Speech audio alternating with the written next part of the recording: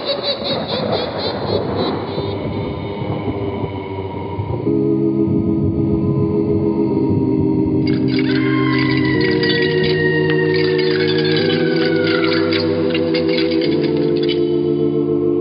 Mysterious Old Radio Listening Society podcast.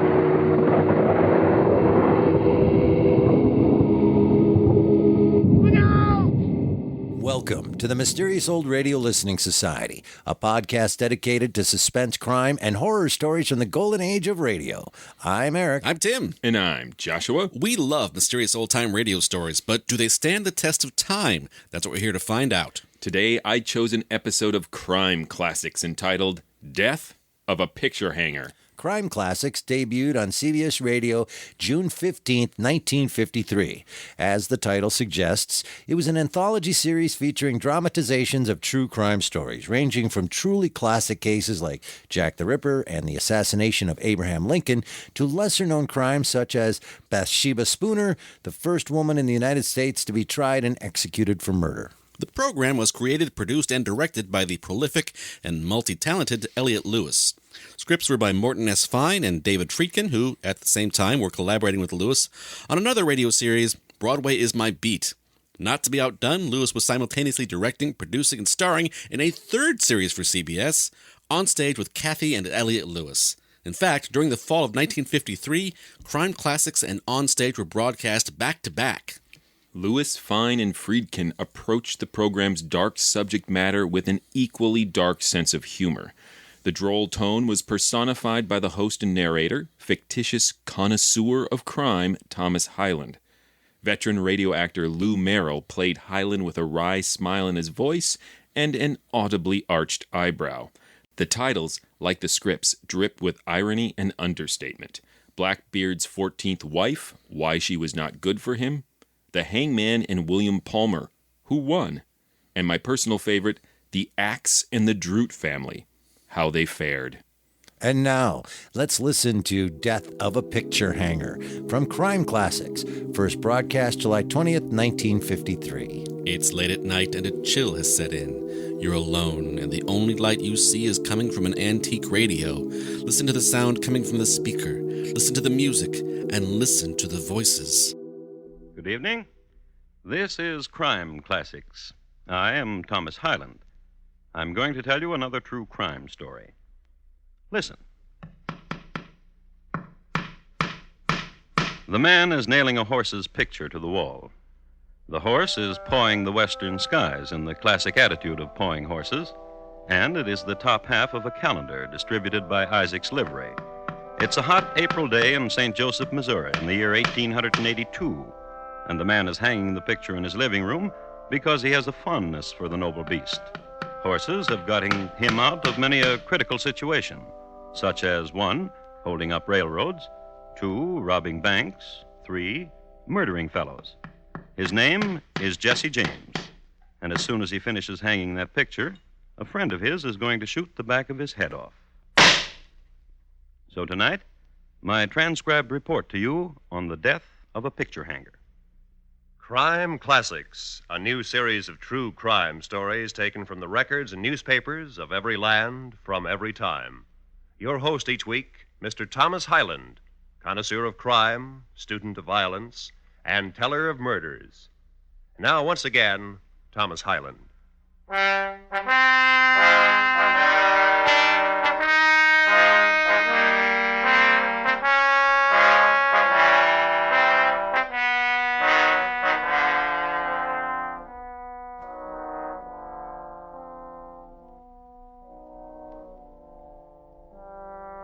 Tonight, we take you to Jefferson City, Missouri, to the mansion of the governor of that state. His name was Crittenden, but his cronies called him Critch. He liked living in the governor's mansion because he never had it so good. There were servants, crystal chandeliers, wine furnished by cronies, entertainments by cronies, and best of all, 6 small gilded cherubs, backs bent cheerfully to support a cast-iron bathtub, and quite often the governor also. So, if you've never attended a governor taking a bath, here's your chance. Where's that soap? Where is it? Well, there it is, Critch. Right behind you. Sheriff, Uh-huh. when's the last time you had a bath? Kansas City, just after the hanging of Billy Bob Williams. Let's see, that was, March 12th last. What a memory you got, Governor. Yeah, hanging outlaws is one of the nicest parts of this job, Timberlake. You ever get to be governor, hang a lot of outlaws and remember when. That way you can tell people, and people will be impressed and keep you governor. I'll remember. Hand me that rose water and glycerin, Sheriff. Oh, sure. Oh, thanks.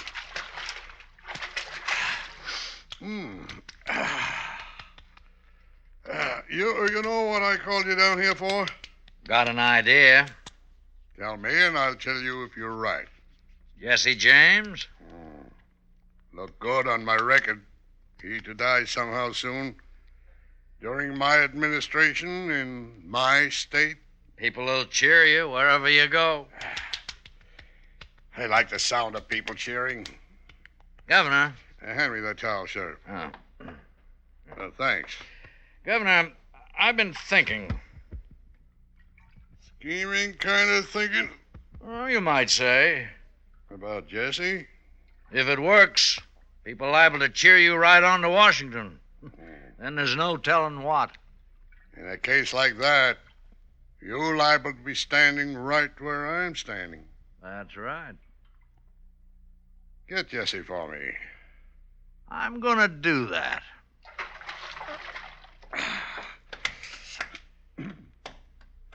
Not since Kansas City, huh, Sheriff? Not since then. Well, how'd you like to take a bath right now? I didn't want to say nothing. I was hoping you'd ask. She's all yours, Sheriff. Enjoy yourself.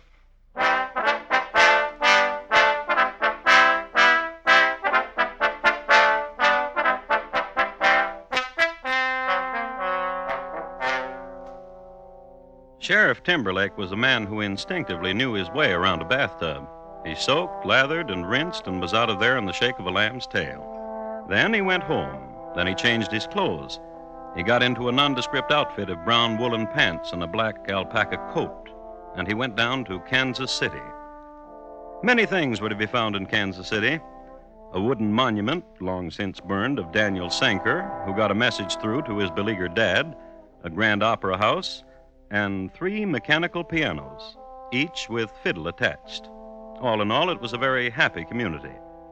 Worthy of note is the fact that Spit in the Ocean, a poker variation, was invented at Bobbrick's Poker Palace during this era. And it is into this very den that Sheriff Timberlake wandered. He wandered here because he was looking for someone, a girl, a young lady whose job it was to stand in back of strangers at the gaming tables and make signals to the housemen on the opposite side.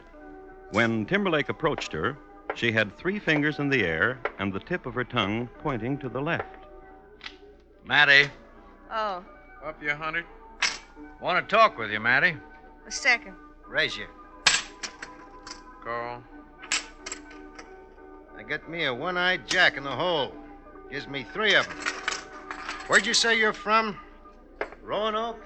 Nice place. Come on. Out here. What you want? How's Johnny? You said you weren't going to turn him in. For favors. What you want him to do? Nothing. What you want? Jesse James. Oh. Got to clean up Missouri, Mattie. Oh? Got to start with Jesse. If you say it. Here, Jesse's staying with Robert and Charlie Ford. That's right. Now, your friends, ain't they, Mattie? Robert and Charlie Ford? I used to know him pretty good. Ain't hard to talk to old friends, Mattie. And you ain't going to touch Johnny, are you? You just tell Robert and Charlie Ford I'm at Stamponi's boarding house right now. Ain't got a gun either. That all you want me to do? You tell them, Mattie. You hear?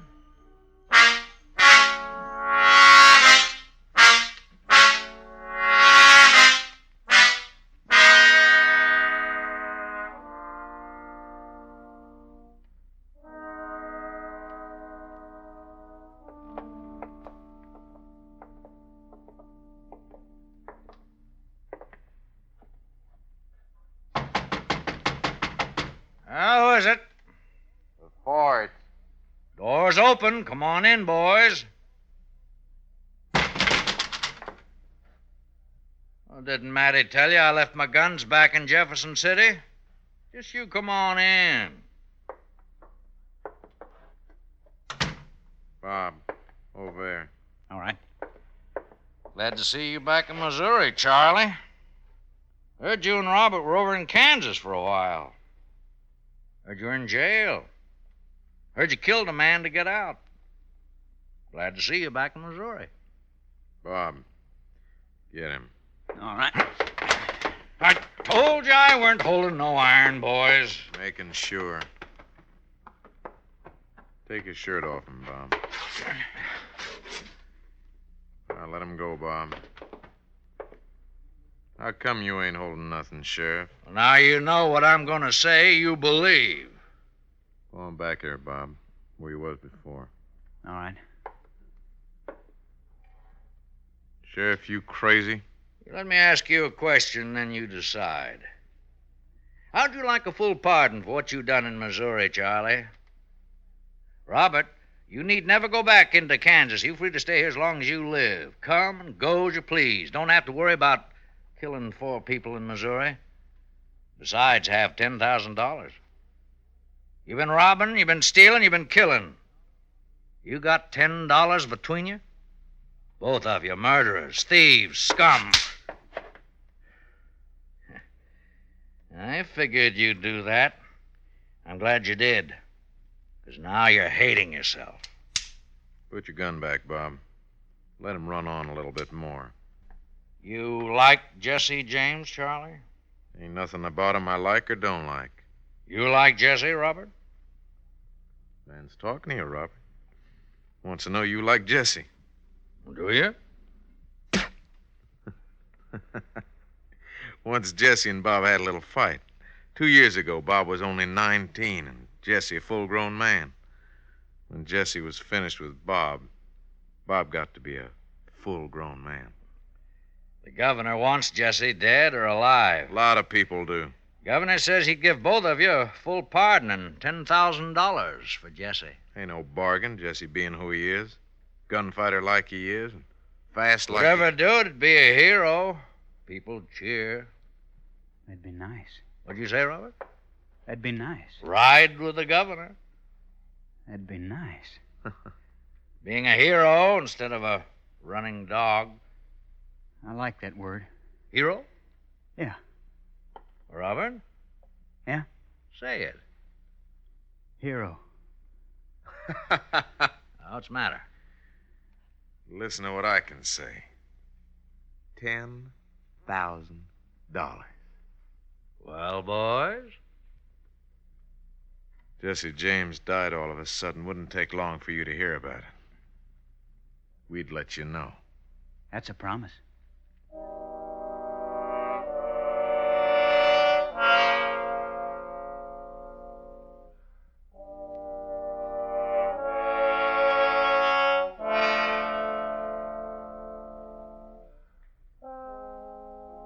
Chain reaction. Governor in bathtub, sheriff in waiting, Mattie the girl card watcher, and the brothers Ford, Robert, and Charlie. The principals involved in getting Jesse James assassinated. It would be well at this point to remark upon some of the accomplishments of Jesse James. His standard feat was murdering cowboys and rustling cattle. One incident in Starr County, Texas, had him murdering single-handedly 3 cowboys and driving off 500 fine head of beef, a record which stands to this day. On record, too, is his slaying by bowie knife of Mr. John W. Wicker, a Pinkerton man from Chicago. Then there were several train robberies, outstanding of which was the one 5 miles east of Council Bluffs, where he and his men derailed the Chicago, Rock Island, and Pacific Express. The cars telescoped. The engineer was instantly killed. 12 passengers were seriously injured. And Jesse and his men robbed them all. There are many other mayhems too numerous to mention, except that they averaged 1.37 corpses per exploit. One act of kindness must be noted, however. Mr. Avery Thompson, hurt grievously by a runaway horse in the streets of Abilene, pleaded to be put out of his misery. From 50 paces, Jesse obliged. His act of mercy was applauded by all around. It was then this half-kind, half-renegade person that the brothers Ford were going to kill. Charlie and Robert went home, lit the kerosene lamp, and waited. They didn't have to wait too long.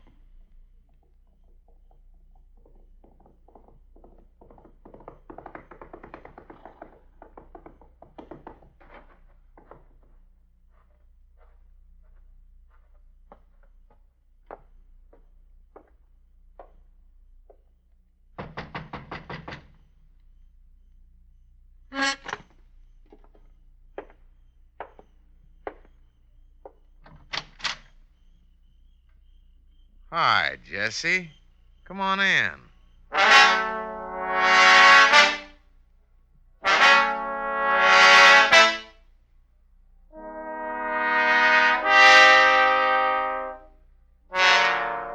It was a Saturday night when Jesse walked through that doorway in Ray County, and Sunday was his favorite day because he could sleep late.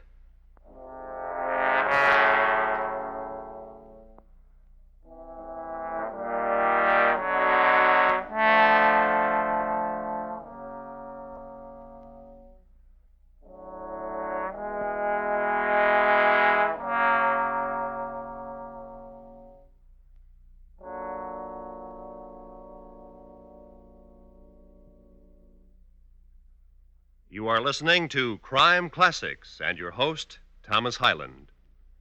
Tomorrow night, if you're in the mood for still more adventure listening, don't miss 21st Precinct, the program that probes the inner workings of the world's largest police force. 21st Precinct shows you policemen as the human beings they are, exposes their tough grinds, their dangerous careers. Remember, it's Tuesday nights on most of these same stations, presented by CBS Radio. And now, once again, Thomas Hyland and the second act of Crime Classics, and his report to you on The Death of a Picture Hanger.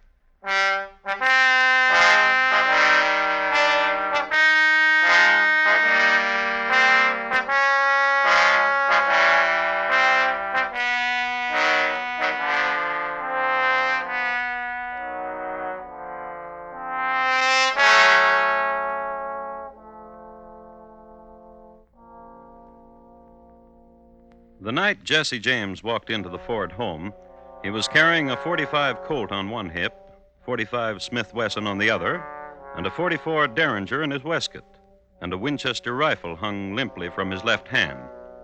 Armed in this manner was standard operating procedure for Jesse when he walked into homes, a procedure which varied only some years before when he courted. At this time of romance, he did not wear the Derringer.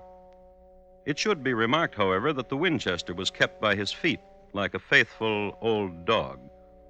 All of which adds up to the fact that all of the people who tried before this Saturday night to kill Jesse were long dead. And the Ford boys, Robert and Charlie, were well aware of this fact. But Robert wanted to be a hero, and Charlie wanted $10,000. So they were very hospitable. Sit in the rocker, Jess. Want some whiskey? Bob. Heard you've been in Jefferson City, Jess. Here you are, Jess.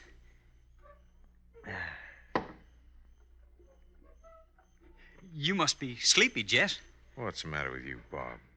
You don't have to tell Jess when he's sleepy. Jess knows when he's sleepy. I just don't want to talk important things to him, that's all. Not when his head's nodding. Simmer down, Bob. All right, Jess, I'll tell you. We're tired of lazing around. Me and Charlie been doing nothing, just waiting for you to say go. When you gonna say go, Jess?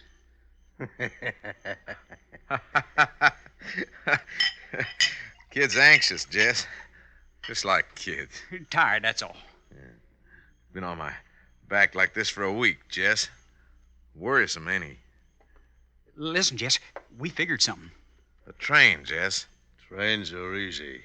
You hear what he said? You hear what he said, Charlie? Trains are easy. Kid. The Chicago, Rock Island, and Pacific out of Kansas City. It makes a stop at Winston, Jess. At Cameron, too. Here's your drink, Jess. We gonna do it to the train, Jess? Need some sleep. Bob, fix Jess that place in the barn. Sure I will.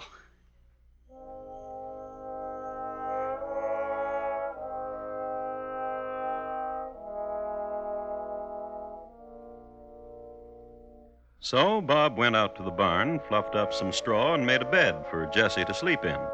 This was considered an act of compassion of the time, barn owners to wayfarers. But in this instance, it was known as a tactic. Get Jesse on his back in the barn with maybe his guns off. Get him while he's sleeping. So consider now what we have here. Jesse James bedded down for the night and his two would-be assassins as guardian angels. In the trade, this is known as a precarious position. So switch now from prone Jesse to outside the barn. Nearly midnight in Missouri, and a mist from the river threading between Charlie Ford and Bob. When are we gonna kill Jess? Try killing him from now on. You think he's sleeping? Where'd you bet him down? Under that window. Let's go peek, see if he's sleeping. What you think? He's lying there, all right. Eyes closed? Can't tell. Sure tell this, though. What? Look at that pool of moon. Wait a minute, I'll get out of your way. See? He's holding a gun in each hand. He's a light sleeper. When he sleeps. We don't even know he's sleeping. Charlie. Shoot him. Kill him. You want to be the hero, younger brother. You do. Supposing I miss. I'll shoot you just where you're standing if you miss. Because if you miss, you wake Jess. And I'll just explain to Jess that I killed you to save his life. That way, saving mine. If we were sure he's sleeping, be no trouble at all. You make sure. If some kind of animal or something walked by him soft, that'd be a way. Hey, you wait here a minute. Come here, you little old dog. That's right. You too old to live anyhow. Little dog's too old to live anyhow, Charlie. Step aside a minute. I'll push him through this chink in the wall. Critter'd run into the barn past Jess, and we'll find out for sure. You're chattering like a woman, Bob. Just do it.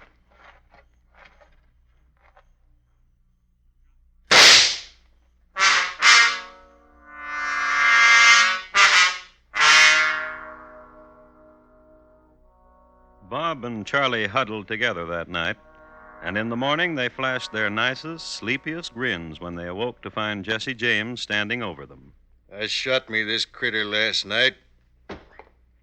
Who's gonna cook me my breakfast? The boys tumbled out of bed and vied who would be first at the skillet. Bob won, and Charlie put the kettle on. It was late, and it was Sunday, so they had brunch. Toward its end, as a gesture of carefree camaraderie, Jesse heaved the Ford's best china against the wall. Breaking them against the wall's easy, Jess. Why don't you throw them up in the air and shoot them? You crazy, Bob? What'd you tell him to do that for? Use up all his bullets, and then we... Hey, watch it, Jess! Ain't gonna hit you, Bob. Just seeing how close I can come. In the name of heaven, Jess! Cut it out, Jesse. You got the kid almost crying. Stand still. See how you like it, Charlie. See if I can fan your ear without drawing blood.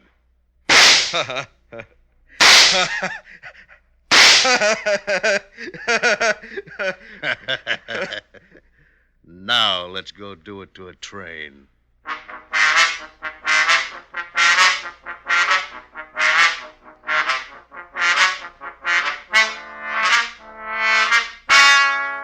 Which meant riding down to Winston, which meant for the Ford boys a constant vigilance for the moment when Jesse would turn his back, would ride ahead of them a few paces. Anything so that they could have an irretrievable advantage. Historians make category of this event as the ride to Winston with the Fords up front. Jesse just didn't trust anybody to ride in back of him, except his mom, but then she was only comfortable on very slow horses. So down to Winston they rode, and at 9:30 p.m. on Monday night, they boarded the Chicago, Rock Island, and Pacific train. As soon as the train started, they dressed themselves in white linen dusters. They wore red handkerchiefs over their faces, and they waited in the vestibule for the conductor. 15 minutes later, Jesse James and the Fords left behind them 2 corpses, a wounded engineer, and an empty duck cage, the boys having released a dozen ducks from the express car. They took with them $8,000 in cash and convertible mementos. The boys jumped off the train at a point where they had tethered their horses. Then they rode south. They rode to St. Joseph, Missouri. They rode to the home of Jesse James, with Jesse riding behind.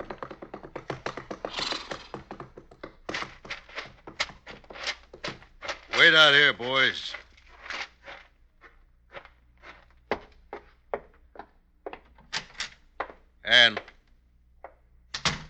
Annie. That you, Jess? Sure. I'm in the kitchen. Oh, hello, Jess. Don't you kiss me now, Ann. You wait till I wash off this road dust. I don't mind. You're too pretty to get mussed up. Oh, Jess. What you got there, Ann? I was in Isaac's today to see about some harness. He gave me this calendar. He said, you put this up in a nice place, Mrs. Howard. Everybody in town calls you Mrs. Howard, don't they, Ann? They call us the Happy Howards. They ask what you do. I say a traveling man. You been traveling, Jess? I brought you a watch, Mrs. Howard. Here. Why, Mr. Howard, porcelain and gold, just what I wanted. Now you go away and wash so I can kiss you. What you doing to that calendar, Jess? Pretty picture of a horse, Ann. Tear off the calendar part. It'll look nice in the parlor. Nail it up in the parlor, Ann. Some tacks and a hammer in the cabinet. Brought the Ford boys with me, Ann. Oh, that's nice. I'll have the boys come in. You make us something to eat. I'll fetch you some water first for washing. Come on in, boys.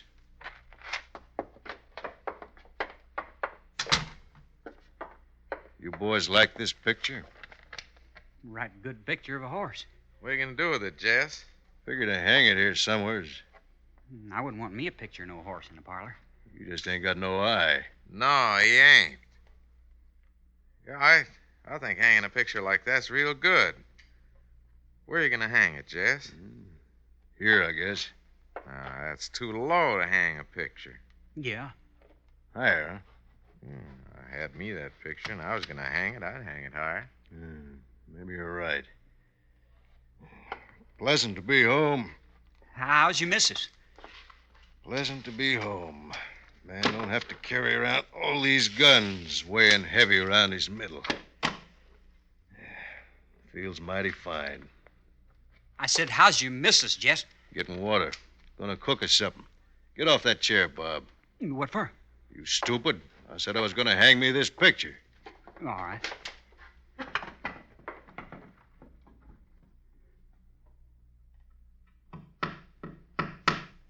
Pretty picture. Bob. All right. All right. Charlie!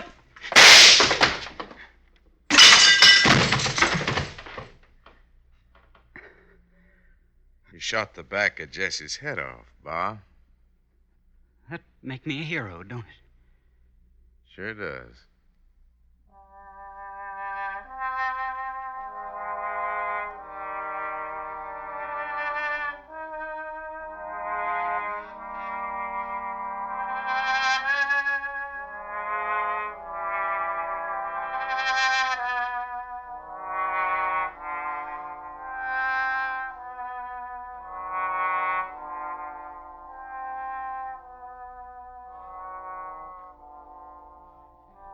Shooting Mr. Howard, alias Jesse James, in the back was a very heroic deed. So heroic that a song was written about it.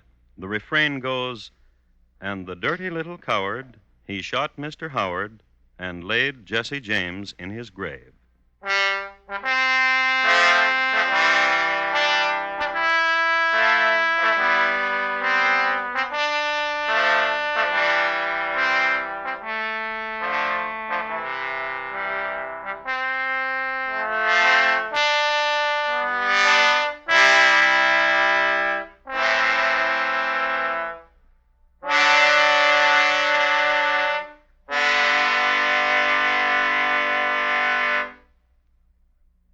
In just a moment, Thomas Hyland will tell you about next week's crime classic.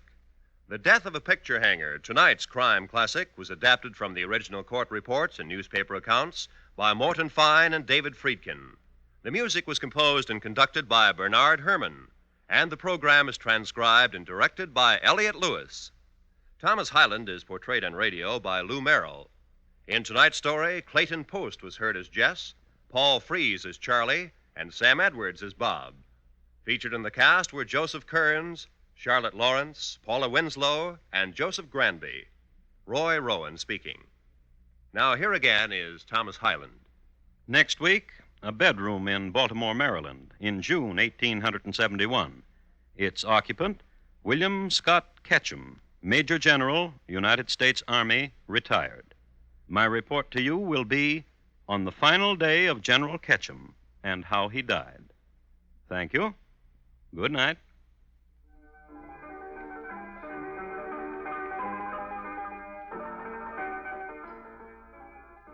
Later this evening, Herbert Marshall has the leading role in a story adapted from Daphne du Maurier's collection called Kiss Me Again, Stranger. It's the eerie story of the birds, describing strange happenings on an otherwise quiet English countryside.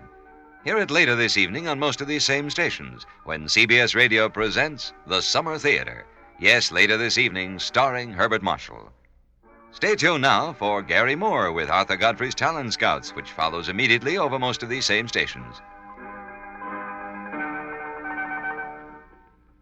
And remember, for Mystery Mixed with Merriment, join Mr. and Mrs. North Tuesday nights on the CBS Radio Network. That was Death of a Picture Hanger from Crime Classics, here on the Mysterious Old Radio Listening Society podcast. Once again, I'm Eric. I'm Tim. And I'm Joshua. That was Joshua's pick this week, the old Crime Classics. I say that like I'd ever even heard of it before. I had not even heard of we've this. listened to and discussed another Have episode we? of this. Which one did we? What did Oh, we did. What was it? Was it War of the Worlds? Bummy Bungler's Bunny Bumler. Boudoir. Yes, it was the bun guy. Bunny Bunmuller's. We're not making this up. You are making this up. We'll have our intern Oliver look this up. Bunny. Send you an email. Okay, well, I forgot, and so did you. So This German baker, if I remember correctly. Oh, I kind of remember this now. But when you pick something, Joshua, I always assume, I'm a big fan of this, and I've listened to a lot of these. Is that true of Crime Classics? Yes. The episode we can't remember the name of is what sent me to Crime Classics, and I've listened to, I would say, about 3/4 of them. Wow. Over the last couple of years. My curiosity was piqued by that episode. It's so piqued that it's really on the forefront of our brains. It was a deliberately sort of tongue twister-esque title. Oh. I'm going to stick with that. Okay. Bunny Baumgartner, Bear of Belgrade. Baker of buns. I'm sure people tune in to this podcast to hear middle-aged men try to remember stuff, but okay, perhaps we should. We could change the name of the. Since we're talking about it, I'll just let the listeners know a little peek behind the curtain. We just had a conversation, the three of us, realizing that we were all in a show that we had forgotten that we were all in the show together. Wait, were you in that show? No way. You were in that show? I directed that show. Tim directed the show. Tim, do you remember casting me? No. We rehearsed in this basement. That's right, we did. I forgot that too. Oh, I forgot to include that in the biography of Tim that I wrote. Okay. Hey, so this episode. Yeah. Who wants to go first? Well, you go first. I will it's yours. tell you why I chose this to some degree. And you know me, and particularly after last week's episode, there's some tonal similarities between the two episodes, even though the genre is vastly different. But I really like these unconventional approaches to storytelling when they work. And I think Crime Classics certainly qualifies as unconventional. I think the best way to describe why I like this is through a movie quote, and it is a movie quote that my wife, Adrienne, uses all the time to describe a very specific type of art or entertainment. And that quote is from the 1985 classic Real Genius. And that is smart people on ice. And I think that is a very apt description of this show, or more specifically, the talents behind this show. It is frivolity by choice, expertly done. What does smart people on ice mean? Like that they're bad at hockey? Now I have a new quote. Seriously, what does that mean, smart people on ice? Well, I'll explain the scene from Real Genius. No, I won't. This is not the middle-aged men explain movie scenes from the 1980s podcast. If anyone out there has that podcast, let us know. I'd love to listen to that. And then forget about it. Forget I ever heard it. What I mean by that is they could probably write this really gritty, utterly suspenseful crime tale. This is Elliot Lewis. This is Morton and Friedkin. But they would rather have fun. Okay, so here's my take on this episode in general. I'll just give you my qualms with it. One, it has a very Dragnet feel to it. That's not a qualm. That I love Dragnet. It's the same era. It's the pace, right? The pace is slow. Here's what bothers me. I can't wait to see your reaction because I know you're going to tell me. No, I in no way expected you to enjoy this episode. That's why I brought it. You're going to convince me when I'm done that I looked at this wrong. Here's what bothers me. You come up at the top and you say, here's Jesse James. Can I just predict it? Okay. This is a story about Jesse James. There could be horses. There could be gunfire. No. There could be car crashes. No. None of that was what I was about to say, but now that you've gone there, where are the horses and the gunfire? No. A picture. Right. There's a picture of a horse and one dumb shot. No, it was this. You come out at the top and you say, hey, here's Jesse James getting shot in the back of the head while hanging a picture of a horse, right? Mm-hmm. So now all we're doing is waiting for that. And hear me out. Small rewrite that I think makes this a whole lot better, just in case I don't know or remember how the Jesse James thing ended. I would at the end go, oh, I didn't know that. Jesse James got shot in the head while hanging a picture of a horse. Instead, by telling me that at the top, I'm just waiting for him to get shot in the back of the head while hanging a picture from a horse for half an hour. See what I'm getting at? Mm-hmm. You take that thing out at the top, that tease, and we've talked about this before, how you can ruin a good radio show with the tease. There's a number of shows we've had that complaint about. And this one exemplifies that for me. That was unnecessary. I can't believe how much I disagree with both of you. Nice. Go. This was gorgeous. I loved this. And I love it too. But not even in a frivolous way. I think this is a really well-constructed piece of art. I think we maybe misunderstand our definitions of smart people on ice. Sure. Yes. We're going to have to do that podcast later. It's about dumb hockey players, Tim. But like here's my experience with this episode. It starts out with this picture of this horse, and then the frame of that picture kind of gets bigger, and you see a picture of Jesse James getting shot in the back of the head by a friend and a horse. Mm-hmm. Not that he was shot by a horse. That would have been cool too. And then the rest of the episode is just explaining the meaning of that picture. Yeah. And the narrative really is just the characters. It's discovering who these characters are who shoot him. And the story, air quotes that you can't see, is Jesse James gets shot in the back of the head. But learning the character arc of I want to be a hero and he's remembered as a coward, it was just really beautifully, poetically put together for me. I really, really liked it. And for me, I hear what Eric's saying. And to connect it back to smart people on ice, I'm going to dial that in a little harder and say these are people who are looking for ways to innovate storytelling for no other reason than to innovate storytelling. And I think it's the kind of thing where this series asks the question, what if we told these stories by just starting at the end?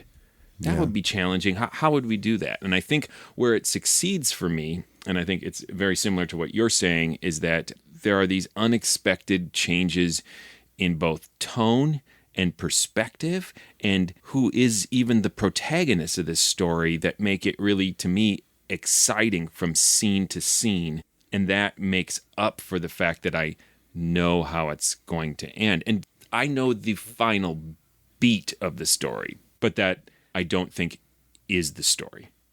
If that makes sense. It does, Because 'cause- it's him saying it is the characters. And at one point, the narrator says the story is this strange series of events that lead to that event. You know, from a governor's bathtub to a card watcher in a saloon to the Ford brothers to the just funny and sad final beats of Jesse James' life, where suddenly, after spending 10 minutes of a man who never lets his guard down, Shot a dog in the middle of the night. gets home and the gun belt comes off and how you doing, honey? And he talks to the Ford brothers like he's talking to his kids. Get off that chair. I'm hanging a picture.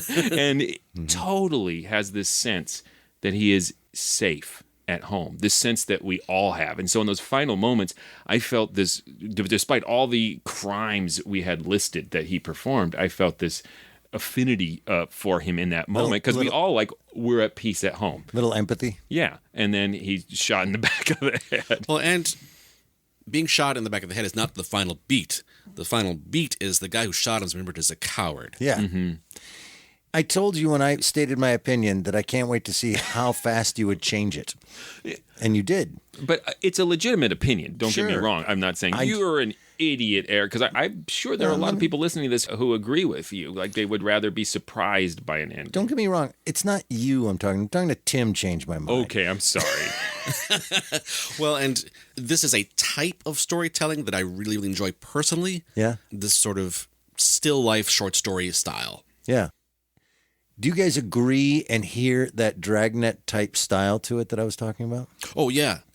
Dragnet also has some of that. The actual plot has some twists, but most of it is just spending time with these characters and getting to know their weirdness. Yeah, exactly. And it's got that same kind of pace to it. One of the things I love about Crime Classics, and they do this with every single episode. Does a governor take a bath in detail in every episode of Crime Classics? Every episode. This one, they're kind of skimpy on the details, actually. It was the, hey, I'm done with this bath. You want to spend some time in mayor soup? That was... You were saying before I interrupted with my X-rated... It's okay, because now I can't decide if I want to say what I was going to say or talk more about the bathtub scene, because I have so much to say on both topics. Well, we'll start with the first thing. The first thing is that every episode of Crime Classics starts, and I think it's a brilliant way for an audio to start, and I'm surprised it took till 1950, whatever, for someone to do it, is Highland just saying, listen. And then there's some narratively significant piece of sound effect.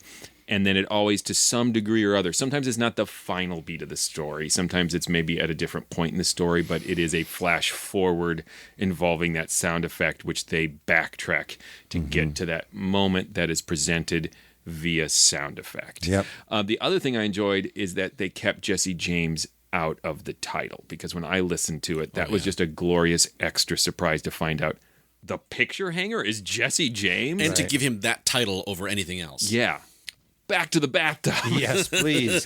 Back to the bathtub. One of the things I love is that they take scenes that other radio shows, not all, but many radio shows might just have a scene in the governor's office. And it's full of significant exposition. It starts all the dominoes falling for the story, but they're like, let's make it interesting. Let's make it the sheriff standing there awkwardly watching the governor take a bath. And also, they always think about scenes for the sound effects too. And I think that's what reminds me of Dragnet, is the sound effects are really clean. Yes, exactly. And really specific. So the sloshing in the bathtub, even down to when he asks for what, like the rose oil, glycerin. yeah. And then he's patting himself. There's Yes. these That's fleshy really- pat sounds. Yeah, visceral.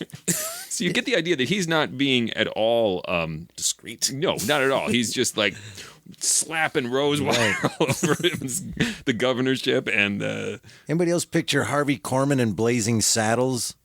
All the time. Tim beat me to the joke. There's a bathtub scene in Yes. Blazing Saddles. Headley. Here's a question. For a while, I thought that the convention of this story and how they were going to tell it was that we were never going to hear Jesse James' voice. I thought that as well. And I was compelled by that and a little disappointed when he did talk. And then I kept asking myself, well, why did you wait that long? So tell me, why wait that long to set up like we're never going to hear this dude talk? And that's the thing. And then he comes in. It's not that long, and I think it builds up the suspense. It ratchets up the suspense. You always talk about this scene in Inglourious Bastards that you like so much. And a couple of scenes that are tension-filled. This scene reminded me of that because he doesn't talk, and instead of talking, they sit him in a rocking chair. Another great use of audio, and you just hear the light squeak of the rocking chair. And A, great audio image. B, imagining Jesse James just sitting in a rocking chair like a grandma. And it leaves the Ford brothers to just fall all over themselves nervously, trying to fill in where Jesse James should be talking. And by the time Jesse James does speak, you're as frightened as the Ford brothers are. That's how I read it. Yeah. So it creates the tension by not hearing him for a while. All right, great. Thanks for explaining everything to me. This thing's a classic. Best show ever. But will we remember the title a year from now? No. Bungalow Bob, the picture hanger. I have to say I particularly enjoy Paul Frees as the Charlie parrot? Ford. Oh, yes, and the parrot. Particularly the scene where the Ford brothers are peeking through the barn window. Yes. Frees is so quiet. Yeah. Like I had to crank up the volume, and I hadn't heard. I'm used to in old time radio, they Like basically stage use whisper, stage whispers. Mm-hmm. But that was just so quiet again for something that I think at times is so funny. When they turn on the tension, it's really high in this. And as you pointed out, Eric, they managed to achieve a tension in a story that they've told you the outcome of. And you're tense in these scenes where you go, oh, wait, we know Jesse James lives long enough to hang a picture. Why are we so tense? Well, we don't know if he kills the Ford brothers. If you don't know a lot about Wild West history, you don't. But the scene of him sleeping with guns in hand and shoots a dog. It's really bad. Shot a dog. And he's like, I shot this last night. Who's making breakfast? Once killed a man for snoring too loud. Read all about it. That's a joke for people of a certain age. Yeah, I shot a man in Reno just to watch him die. That's not a joke. That's just something Johnny Cash said. Right. Yay! I almost bought that Time Life collection because of that line. So, the idea then I am shifting on here is I'm starting to see your point of view on this. I know it is not to your personal taste of, thrilling adventure kind of stuff, and it almost promises to be, which I can understand why it becomes disappointing. I got disappointed with, I'm waiting to hear what they've told me is going to happen. But from your perspective, that's not what this story is about. It's not about Jesse James getting killed. It's about these dudes who were assigned get rich and famous for killing him. Right. Yeah. Because they told me that at the top, I was just listening to the story of Jesse James instead of what the story was supposed to be. And now listening to you, I wish I would have had that perspective because I would have enjoyed it more. Well, the great thing is because you know how it ends, you can still go back and pick up all of these great things. There's No. Just the bath. Just go back for the bath. Oh, I listened to that bath scene about 9 times. I love the way Bob, and it's such a critical moment because of the conclusion of the story when Robert Ford just quietly and so wistfully says, I want to be a hero. Yep. It's very sad. He's abused He's the by his runt of the older litter. brother. Yeah. And he's already been beaten up by Jesse James, and his brother claims it made him a man. But at that moment, you realize, no. It made him beat up. It did not. It was the mayor bath that made him a man. Governor Bath, it's more impressive. Oh, right. That's a good point. Bigger. Weird detail. Well, I don't want to dwell on the bath, but hop on in. All that talk to the sheriff about when you're governor. I'm setting you up here. You're going to live like this with these 4 bronze cherubs or golden cherubs, whatever they're holding me up. I love when he says, when's the last time you had a bath? And the sheriff goes, Kansas City, just after the hanging of Billy Bob Williams. And I just love that idea of that you use public executions as a mnemonic device to remember your grooming schedule. Right. Weird detail that just stuck with me. 200, how many ever episodes he listened to, that most details are gone right now, but then he went home and put on an alpaca coat. That sounds warm. Too warm. Very detailed. This episode, which I like. A lot of it comes from the narration. Some of it comes from all the details. the subtle gesture of the card counter holding up 3 fingers, was it? And her tongue sticking out to the left. Yep. And that's what's fun about it is you just never know how you're going to enter a scene or what's going to go on in it. And just because it might start with a comic description like that, it could then turn into a really suspenseful scene for all you know. So it keeps me on the edge of my seat for that reason. One last bathtub line that I love is when the narrator says, Sheriff Timberlake was a man who instinctively knew his way around a bathtub. And when he sums up Jesse James' crimes as 1.37 corpses per exploit. And it's just that cavalier attitude of the narrator that is so fun. Well, if no one's got anything else, why don't we throw this thing to a vote? Let me tell you guys what you're going to say. Tim, you think it's a high art and a classic? Yeah. Yeah. It's in the title. Crime Classics. Right. Now we know how to get that vote from us. Totally acknowledge that it is, buttering my personal aesthetic taste up personally to get that classic out of me. But it works. Buttered up my classic. You got butter on my classic. I need to take a bath.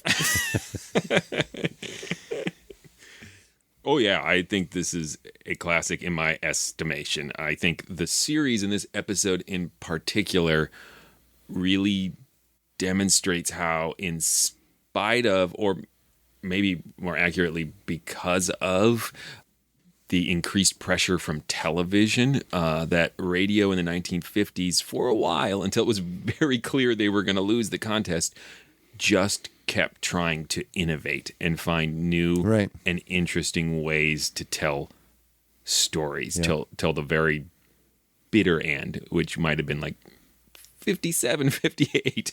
I don't know if we can pinpoint that moment, but this is still where I think radio is just really trying to impress listeners and bring them back to the format. I won't call it a classic, but my opinion certainly has changed dramatically from this discussion, which is how the whole world should operate. Aww. We should all just listen to each other, and then maybe... You're wrong, Eric. That glimmer of hope's now gone. I like it a lot better listening to you guys. I will say, stands the test of time, and I liked it. Awesome.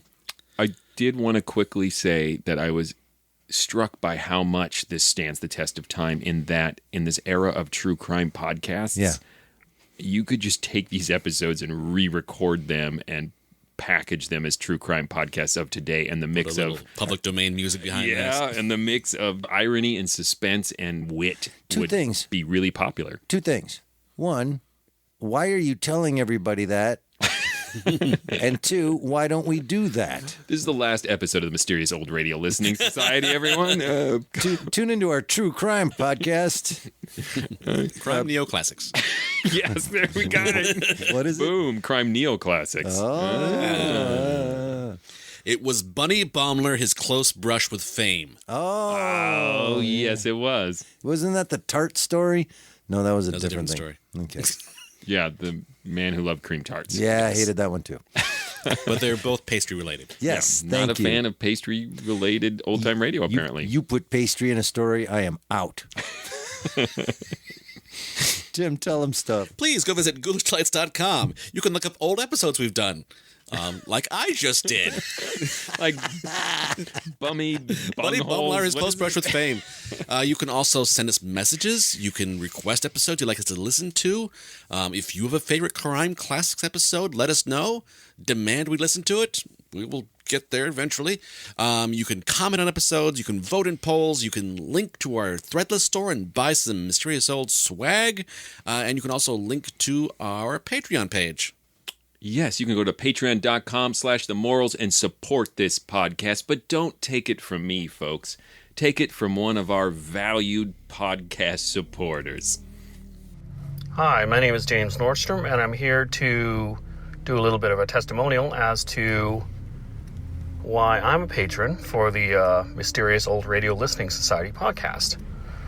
Why am I a patron? Basically, I'm a patron because I believe that artists should get paid for their work.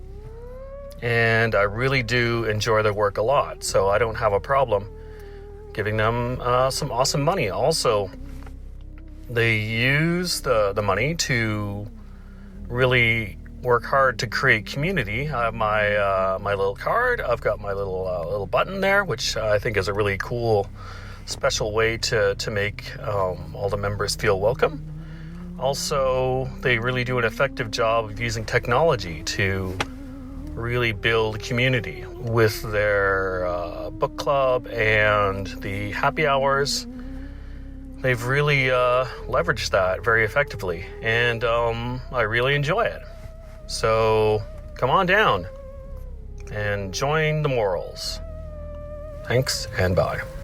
And if you want to see us perform live, doing recreations and adaptations of classic radio drama, or in large part our own original work live on stage, come see the Mysterious Old Radio Listening Society perform monthly. To find out where we're performing every month, just go to ghoulishdelights.com or mysteriousOldRadioListeningsociety.com, and either one of those will give you the information and how to buy tickets and where we're performing and what we're performing that particular month. You can also watch us live, streamed thing on the internet thing, and get a ticket that way, or you can watch it later and get a ticket that way as well. Don't even have to be available that night. So you are out of excuses. We will see you at our shows. Hey, everybody, what's coming up next? Next, we have a listener request, and it is The Big Cast from Dragnet. Until then... Look out! Time like books got on the trail of the Old West. Good thing, too. They rescued photographs you didn't know existed.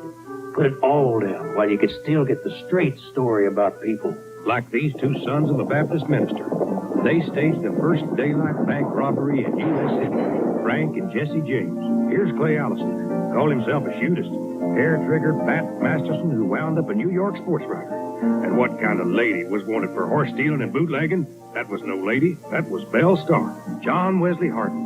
Before the Texas Rangers caught up with him, he shot 44 men. One of them just for snoring too loud. I almost bought that Time Life collection because of that line.